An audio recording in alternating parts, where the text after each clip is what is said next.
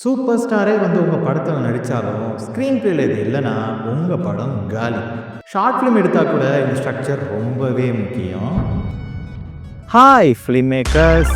இன்னைக்கு நம்ம ஸ்க்ரீன் பிளேல 3 ஆக்ட், 3 ஆக்ட் அப்படின்னு ஒரு ஸ்ட்ரக்சர் இருக்கு. 2 பேரா மாமி? 3 ஆக்ட் அப்படின்றது வெறும் பிளாட்டை டெவலப் பண்ணுற ஒரு ஸ்ட்ரக்சர் மட்டும் கிடையாது.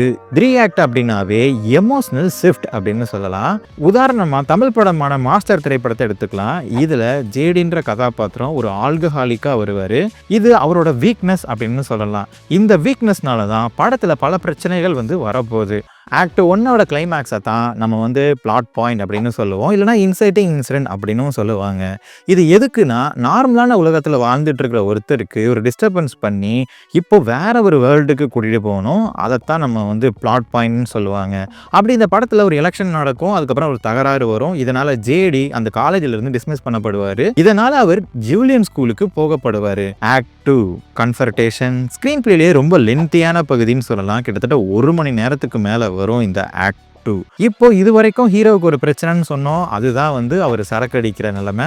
இப்போ சரக்கடிக்கிறதுனாலேயே 2 பசங்களோட பிரச்சனையை புரிஞ்சிக்காமல் இருந்ததுனால அந்த 2 பசங்களும் இறந்து போயிடுறாங்க. இதுக்கு தான் காரணம் அப்படின்றத ரிலீஸ் பண்ணுறாரு. இதனால அவரை பழி வாங்கணும் அப்படின்னு சொல்லிட்டு ஒரு மோட்டிவேட்டும் அடைகிறாரு. இதை தான் நம்ம வந்து மிட் பாயிண்ட் அப்படின்னு சொல்லலாம்.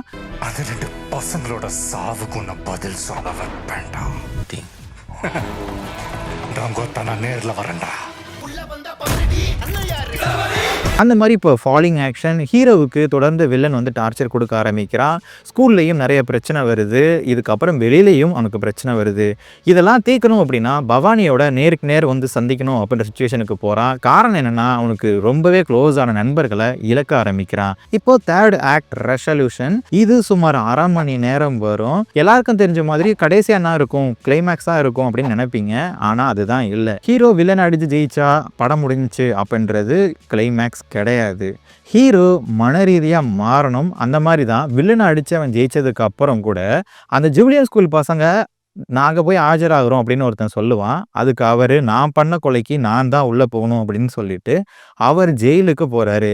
இதனால் தப்பு ஒருத்தவங்க பண்ணாங்கன்னா அதுக்கான தண்டனையை அவங்க தான் அனுபவிக்கணும். நீங்கள் எல்லாருமே இன்னொருத்தன் பண்ண தப்புக்கு ஆஜராகிறீங்க அப்படின்ற விஷயத்த சொல்லிட்டு அவர் அங்கே ஜெயிலுக்கு போகிறாரு. ஸோ 3 ஆக்ட்ன்றது 3 பார்ட்டாக பிரித்து கதை சொல்கிறது மட்டும் இல்லை, அது ஒரு ஹீரோவை எமோஷனலாக ஷிஃப்ட் பண்ணுற விஷயம். ஸோ இந்த வீடியோ உங்களுக்கு புரிஞ்சிருந்தது அப்படின்னா லைக் பண்ணுங்கள். இதில் மேலே நிறைய டவுட்ஸ் இருக்குது அப்படின்னா கமெண்ட் பண்ணுங்கள். ஸோ இன்னொரு நல்ல வீடியோவில் பார்க்கலாம். ஸோ அது வரைக்கும் பாய்.